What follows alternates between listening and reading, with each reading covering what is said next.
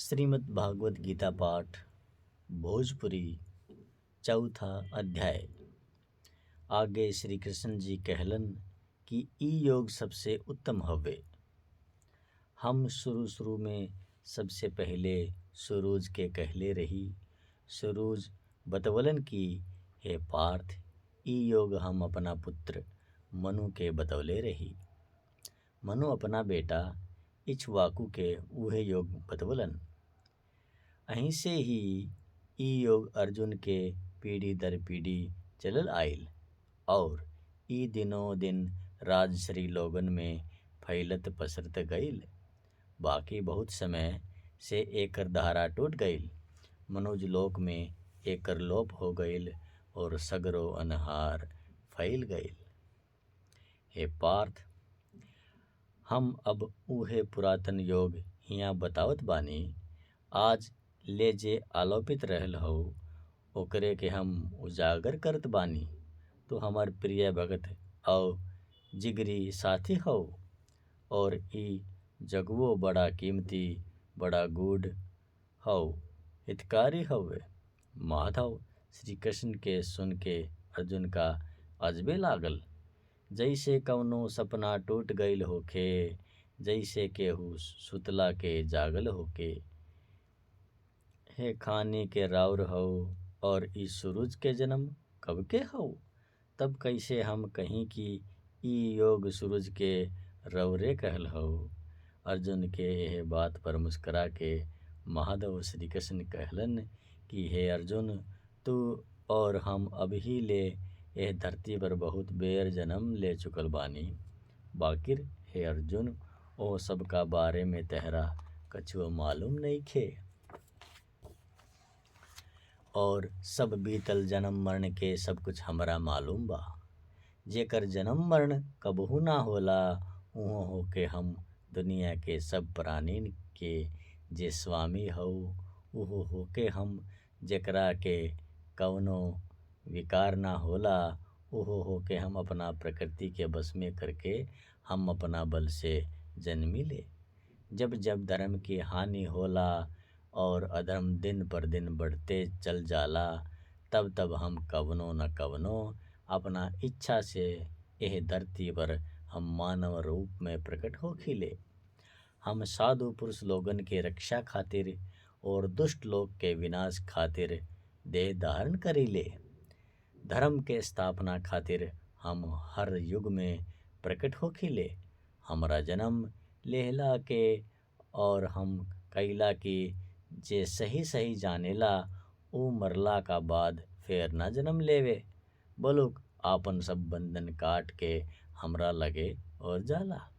जे भी हम दुनिया में डरबा क्रोध ना कैल और दुनियादारी लाग राग में ना पड़ल, जे हमरे में लागल रह गईल और दुनिया के फिक्र चिंता में ना बैठल, जे हमें से हमरा शरण में रहत आयल हो, तपस्या से ज्ञान पाके और पवित्र होके हमरा के पा लिहल। हे पार्थ, जे हमरा के सुमरेला, हमरा के बजेला, हम हूँ ओकरा के सुमरेले, ओकर ध्यान राखिले और ओकरा के ओ हम हूँ भजिले। काहे से जे ऐसन लोग केनहू होके घूम फिर के हमरे राहे चले लल और हमरे राह मिल जाले। काम कैला के फल पावे के इच्छा करे वाला लोग ए धरती पर हिया हुआ जहाँ तहाँ सगरो फैलल बाड़े, जे कि जहाँ तहाँ अलग अलग देवता लोगन के पूजा करत रहेला। काहे से कि काम के फल हिया जल्दी मिल जाला और इहरा हमरा तकले उनका के ना पहुँचावे। गुण और कर्म के भेद से प्राणी लोग में के जत्था हम ही रचिले बानी। एह से दुनिया के काम का रचते हमरा कवनो रेप ना लगे। ब्राह्मण क्षत्रिय वैश्य और शूद्र ई चार वर्ण के व्यवस्था हमरे रचल हो, मगर एकर वास्तविकता करता हमरा के मत जाने ही। हमरा कर्म फल के कवनो इच्छा नहीं खे। यही वजह से संसार के कवनो काम का चलते हमरा आरोप ना लगे और हम साफ निकल जाइले। यही रूप से हमरा जे सही सही जानेला, ऊ संसार कर्म फास से साफ साफ निकल जाला। अर्जुन के बात पर मुस्कुरा के माधव श्री कृष्ण कहले, हे अर्जुन, तो और हम बहुत जन्म है पृथ्वी पर ले चुकल सन। बाकिर हे अर्जुन, ओह सब के बारे में तोहरा कछुआ मालूम नहीं खे, और बीतल सब जन्म मरण के सब कुछ हमरा मालूम बा। जेकर जन्म मरण ना होला, कबहू ओहे होके हम संसार के सब प्राणी के स्वामी हो। ऊँ होके हम जेकरा कवनो विकार ना होला, ऊँ होके हम अपन प्रकृति के बस को के अपना बल में जन्मिले हम। हे अर्जुन, जब जब धरती पर धर्म के हानि होला और अधर्म दिन पर दिन बढ़ते चल जाला, तब तब हम कवनो न कवनो अपना इच्छा से आवे खातिर यह धरती पर अपन रूप गढ़ लिहले। साधु पुरुष लोग के रक्षा खातिर हम देह धारण करीले, और बदमाश दुर्जन लोग के नाश करी के खातिर हव धरती पर आइले। धर्म के गिरला पर ओकर उचित जगह पर बैठावे खातिर हम युग युग में प्रकट होखिले। ऐसे हमरा जन्म कर्म जे सही सही जानेला, ओकर लोग के जन्म कर्म से एकरा के अलगे मानेला। वो मरला का बाद फिर जन्म कर्म कुछ ना पावे, बलुक सब बंधन काट के हमरा लगे और जाला। जे आदमी अपन सब कुछ करके और फल के राग लाभ छोड़ के संसार के आश्रय में लागल रहे, के सदानंद में जम के बा ऊ आपन सब काम कर तो आपन नियमन में हरदम लागल बा। ऊ कौनो कर्म करेला और ओकरा के कुछ ना बान्हल, जेना कौनो आस पड़ोस पर अपना के टिकवले बा। जे मन शरीर में जितले बा, भोग वस्तु के नईखे सचले।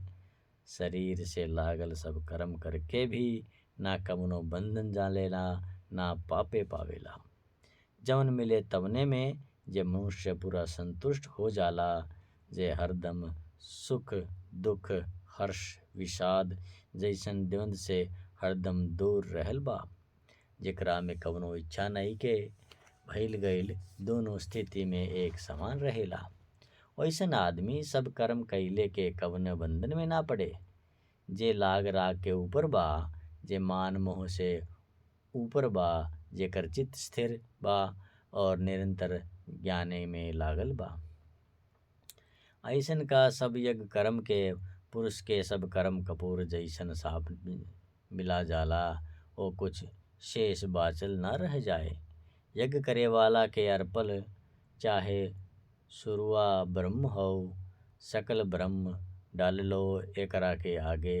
ब्रह्म हो काहे जे ओ अग्नि ब्रह्म हो, और उहो ब्रह्म के पा लेला।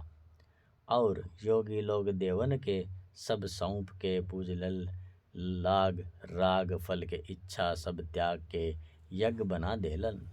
दोसर योगी परम ब्रह्म के अग्नि जान के ओही में ज्ञान भाव से स्थिर होला, और बस ओही में बस वाला। और योगी कान आँख और अपना और इंद्रिय के वश में ले आवे खातिर संयम का आग के होम करेले। और कुछ लोग शब्द रूप रस गंध स्पर्श सब विषयन के इंद्रियन के आग में होम करके सब दोषन के जरा देलन। और कुछ लोग अपना इंद्रियन के सब चेष्टा और धंधा के और अपना प्राणों के सब हरकत के समेट के संयम का आग में होम कर देलन, और स्थिर हो जाके समाधि के प्राप्त कर लेलन।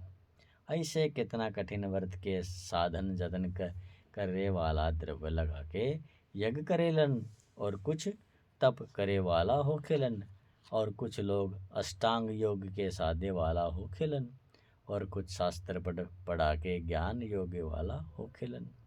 और जे कुछ लोग जे प्राण के साधे में निपुण होखेलन, जे प्राण अपान के चलन रोक के पाप मुक्त हो जालन। एह में से कुछ अपना में अपन प्राण के होम कर देलन, और कुछ अपन अपान के प्राण में होम कर देलन।